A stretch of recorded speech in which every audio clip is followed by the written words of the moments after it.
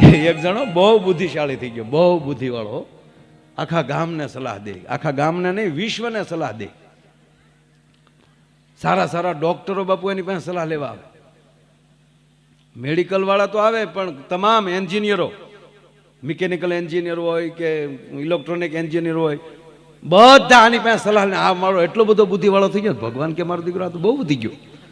ભગવાન કે આની મેમરી ઉડાડી નાખવી છે, આની આખી સર્કિટ ઉડાડી નાખું. બહુ બુદ્ધિવાળો થઈ ગયો ને એટલે ભગવાન એની સર્કિટ ઉડાડી નાખી. હાવ પછી ઘડીક રોડે આમ જાય, પાલીતાણા કરી જાય, ઘડીક પાછું આમ જાય, જે આમાં મળે જય જય જય જય જય જય જય, કોક આમાં મળે કે બીબી બીબી.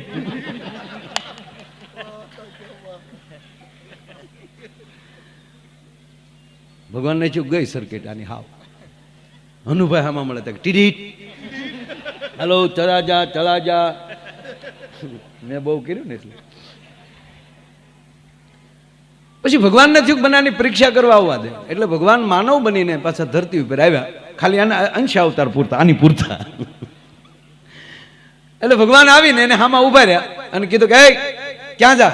નચી ખબર. હે નચી ખબર? ક્યાં ગામનો છો? નચી ખબર. તારું નામ હું? નચી ખબર કીધું ને. એ કે તારા બાપાનું નામ? નચી ખબર. ચીજીત. તારા વિસ્તારના સરપંચ કોણ છે? નચી ખબર. તાલુકા પંચાયત સદસ્ય? નચી ખબર. ભગવાનને ચૂકાના મેમરી કઈ હાવ. તમે કેટલા ભાઈઓ? નચી ખબર. તારું મકાન આવ્યું ત્યાં? ચીજીત. ભગવાનને ચૂક હવે હાવ મેમરી ગઈ. પછી ધીરે દિન પૂછ્યું કે તારી પત્નીનું નામ? ચંપા. ભગવાન કે મેમરી ઉડી ગઈ પણ વાયરસ થોડોક રહી ગયો. કવિ કે જન્મે મરે છે પણ મીરાઈ કોઈ પાસે આવ્યા હોય એવો દાખલો નથી એમ. એટલે એના ઈ મોડલમાં કોઈ દેવ બન્યું કે ફલાણા ગામમાં 600 વર્ષ પહેલાના ભાભા પાસે આવ્યા. જો આ કવિની કલ્પના જુઓ તમે. ઈશ્વર પાસે સાહેબ કાસો માલ કેટલો પીડ્યો છે બોલો. મોકલા જ કરે ને ખૂટે નહીં એટલે હે જેટલા આવી નવાઝ મોડલ. અને એની પાસે બીબા કેવાય છે, કોઈનું એક હરખ્યું મોઢું નહીં. મોઢાની ક્યાં કરો? એક હરખા ધંધા નહીં, હાલ્યું એક હરખી નહીં, ખોરાક એક હરખ્યા નહીં, અંગૂઠાની સાપ એક હરખી નહીં. આ કેવો હોય છે મારો ના? હે નહીં તો કોક અંગૂઠા મારી ન હાજરીઓ પૂરી આવે. પણ માણા છે એને કાઢ્યું નવું.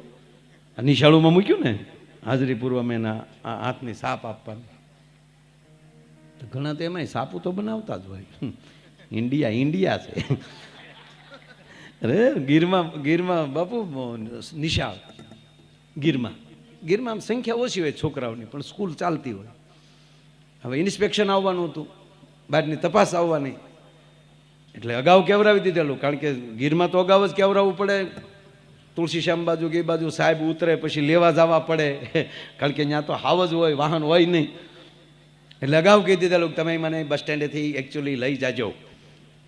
એટલે સાહેબ આવવાના હતા એટલે ખબર હતી. એટલે નાના છોકરાઓને 10 રૂપિયા સાહેબે આપી દીધા. બધા કાલે નિશાળો આપણી સ્કૂલ આખી ભરાઈ ગયેલી હોવી જોઈએ. એટલે બધા છોકરા 10 ખિસ્સામાં નાખીને બેસી ગયેલા. એક કડે એક બગડે બે યા. ઓલા સાહેબ આવ્યા. સાહેબે આવીને વળી કંઈક પૂછ્યું ક્યાં ધોરણના વિદ્યાર્થી? એટલે કાલે કહી દીધેલું. કોકને અડધાને 1 થી 4 ધોરણ જ હતા. અમુકને કીધું કે તમારે પહેલું કહેવાનું ઉંમર પ્રમાણે, બીજાને કીધેલું કે તમારે ત્રીજું કહેવાનું, તારે ચોથું કહેવાનું. એટલે એકને છોકરાને આમ થોડોક લાગ્યો ને આમ ઘરના દૂધ ખાઈ ગયેલો થોડોક. એટલે કીધું કે કેટલું ભણ? ચોથું. પછી પ્રશ્નો પૂછ્યા, આવડે? નથી ખબર. એટલે સાહેબ ખીજાણા એટલે ઓલાય ભાઈ હવે આપણે ગીરના છોકરા કે ખીજાવાને અમને તો 10 આપ્યા ને બેઠા. ખોટું પેટમાં પાપ નહીં ભાઈ. એટલે ખોટે અમને કહે તમારે પૂછવાનું નહીં, જોતું હોય તો ઘીની બરણી ભરી આવી, બાકી આ ધંધો નહીં.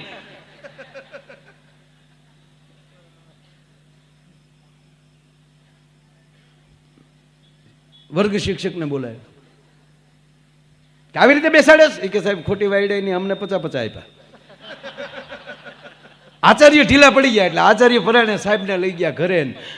બાજુમાં નેહડામાં જમાડ્યા, નાનું એવું કવર કરી દીધું 10-11 હજારનું. કે સાહેબ હવે જવા ગયો ને બધું, હવે આમ એકચ્યુઅલી બધું આમ હાલતું જ ભાઈ છે, આમ જવા ગયો ને હવે. એ કે કાંઈ વાંધો નહીં એમ કરીને બસ સ્ટેન્ડે મૂકવા ગયા.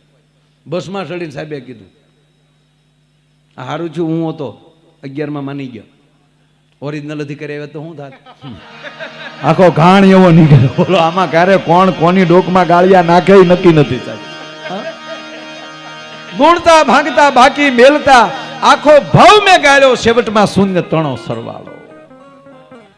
જે રીતે કોઈ આए कोई जाए ये तमाशा क्या है, समझ में कुछ नहीं आता ये दुनिया क्या है, आने वाले चले जाते हैं वापिस लेकिन जाने वाले नहीं आते ये तरीका क्या है.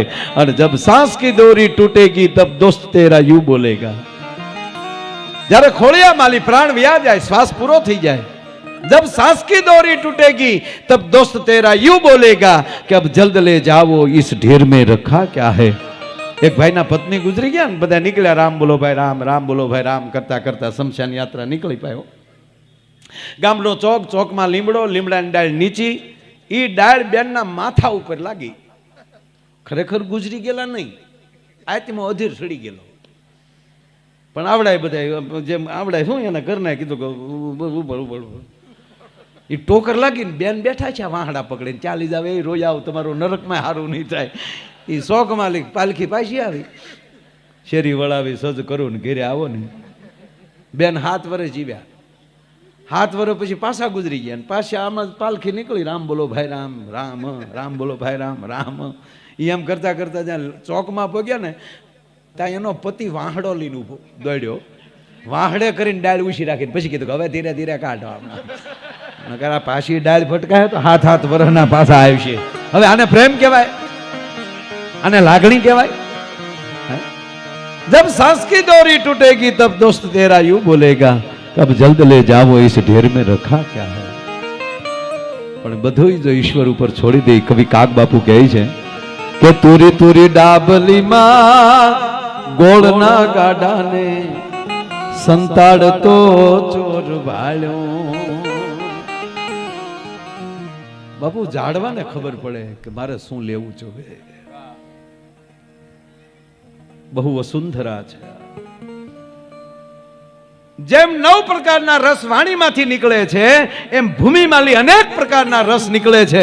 બાજુમાં આંબો હોય તો આંબાના મૂળિયાને ખબર પડે કે આંબાલી માલે આંબ રસ લઈ અને મારી ટગલી ડાળે બેઠેલી કેરી છે ત્યાં મારે પોગાડવા જોઈએ. પડખે નાળિયેરી હોય તો એના મૂળિયાને ખબર પડે કે મારે અહીંયા જળ પોગાડવાનું છે, અને પડખે આંબલી હોય તો એને ખબર પડે કે આંબાલી મારે ખાટો રસ લઈને અહીંયા મોકલવો છે. અને કહેવાય ગયો એમાં કડવા કોઠીબા હોય તો એનાય મૂળિયાને ખબર પડે કે આ ધરતીમાં કડવાટ છે ને કાઢીને મારે એમ કહેવાય કોઠીબા સુધી પોગાડવી પડે. તુરી તુરી ડાબલીમાં ગોળના ગાડાને સંતાડતો ચોર વાળ્યો. પણ આવું ગળપણ એ તું ક્યાંથી લાવ્યો, તેદી આંબે ઉતર નાવ વાળ્યો. સેવકમાં શૂન્ય તણો સરવાળો, સેવકમાં શૂન્ય તણો સરવાળો.